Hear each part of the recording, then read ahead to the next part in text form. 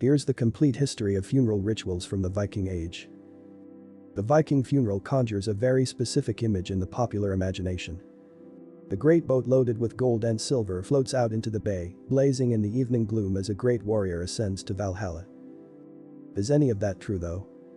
The truth of Viking death and burial is much more complicated and far stranger, but no less epic. Where did Vikings go after death? Viking religion was much more complicated than pop culture leads the public to believe. While great warriors may go to Valhalla, it wasn't the only place a good Viking may end up.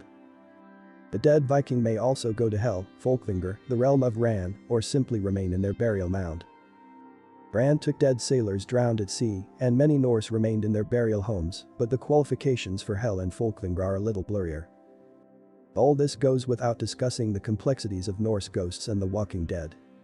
There are stories of Viking draugr, or ghosts, actually facing lawsuits by the living and showing up to face the court.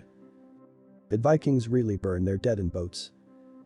Although there is some evidence a few very high-ranking individuals were burned in their boats, many more were simply buried in them. Still, a ship grave was about as common to Vikings as a specialized memorial chapel is to modern Christian burials. The Viking was buried with everything they would need for the afterlife.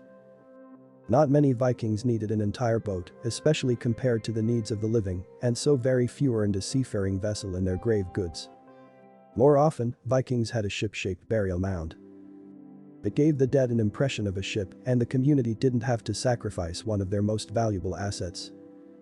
Viking burials. Although they weren't burned at sea, most Vikings were cremated. Their ashes filled a ceremonial urn that went in their burial mound, along with grave gifts and sacrifices. Many other Vikings were buried whole.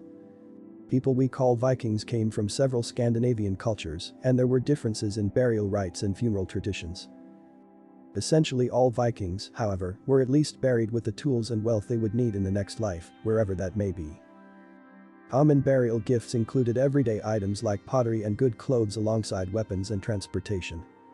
Much of what archaeologists know about Vikings' lives comes from their deaths. Sacrifice in funerals.